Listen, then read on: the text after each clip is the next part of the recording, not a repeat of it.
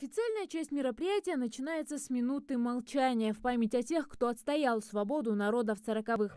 Сегодня все, кто вышли на улицы, вспоминают своих защитников, отцов и дедов. Ведь именно на их историях выросло уже 2 поколения. Тематикой военных лет в городе веет отовсюду. У нас очень хорошее настроение. Мы вышли погулять, поздравить всех жителей города, также и Республики Ингушетия с Днем Победы. Эта форма мне напоминает мою троюродную тетю Тутаеву, и я горжусь ею.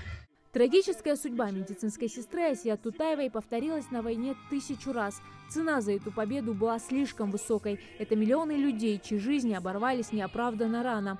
Но праздник со слезами на глазах все равно праздник. Горячо и сердечно поздравляю вас с Днем Победы 9 мая.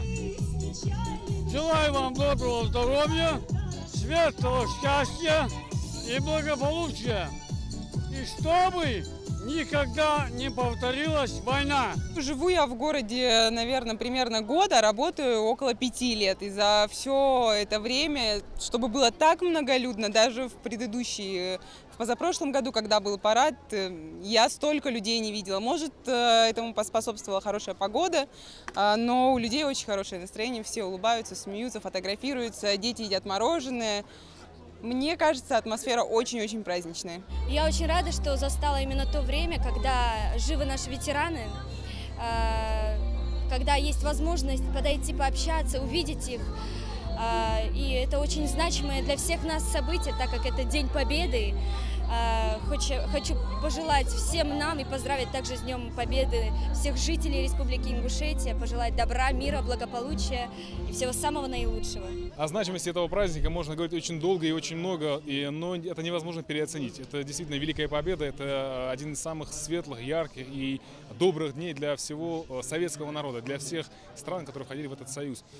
Я желаю в этот солнечный, светлый день нашим ветеранам, всем тем, кто ковал эту победу, счастья, добра и самое главное здоровья. Здоровья на долгие годы жизни. С праздником, друзья! Сегодня 9 мая, посмотрите, прекрасная погода. Сегодня массовое гуляние в Магасе, в нашей прекрасной республике. Сегодня вся молодежь, все жители этой республики отмечают этот прекрасный праздник, праздник Победы. Благодаря нашим дедам, которые сегодня проливали кровь за наше будущее прекрасное. Мы сегодня живем над свободным небом. Мы живем сегодня в мирной республике, мирной стране. У башни Согласия большой концерт. Песни военных лет в новом исполнении как будто и звучат по-новому.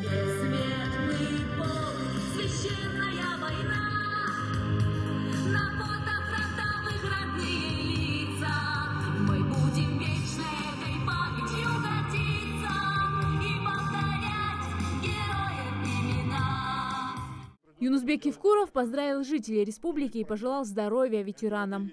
Мы должны хранить свою историю нашего народа, беречь эту историю, так же, как и историю великого советского народа и правопреемницы нашей великого Советского Союза, нашей великой России. Надо это помнить, чтить и беречь. И мы с каждым годом будем делать так, чтобы больше людей сюда выходило с портретами своих родных и близких. Почему? Потому что мы через это показываем всему миру, не доказываем, а показываем, напоминаем, что из маленького, небольшого народа, я не люблю слово «маленькое» сам, но все равно того периода, 97 тысяч населения. Если посмотреть среди всех народов, надо еще посмотреть, какой народ дал такое большое количество защитников Отечества и отправил столько людей на фронт. Разделить праздник с ингушским зрителем приехали и представители благотворительного фонда «Виват Победа», которые уже несколько лет колесят по стране, поздравляя россиян с главной победой в истории. Я рад и очень благодарен о том, что именно на Кавказе, Ингушетия, Магаз, первый город, принял нас как эстафету мира. Это очень важно. Почему? Потому что вот это единение, которое в 41-м прошло наших дедов и отцов Подмосковья, сегодня мы показываем о том, что Кавказ во время войны сделал огромное дело. Фашизм не прошел дальше. Многие остановили, наши деды и отцы именно на Кавказе остановили. В рамках акции в Ингушетию приехали выпускники проектов «Фабрика звезд» и «Голос дети». Особенно тепло, впрочем, как и всегда, встречают любимицу публики Рагду Ханиеву.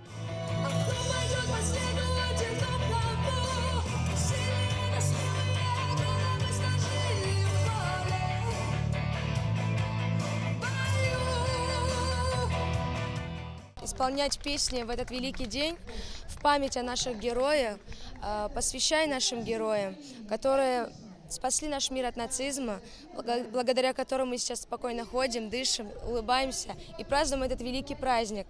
Меня переполняют бешеные эмоции, эмоции гордости, чувство любви к своему народу и к своей стране.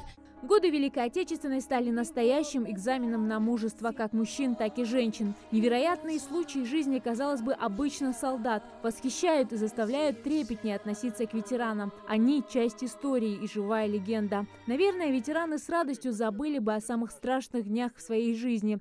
Но, несмотря ни на что, уже более 70 лет хранят в памяти все это для нас. И это еще один подвиг настоящих мужчин. Каждый год те, кто видел ужас самых кровопролитных битв, рассказывают о страшной войне из первых уст. А благодарные потомки неустанно говорят им свое спасибо. Спасибо! Спасибо вам, наши дорогие ветераны. Спасибо всем ветеранам. Спасибо. Я хочу сказать всем ветеранам спасибо за то, что мы живем в свободной стране.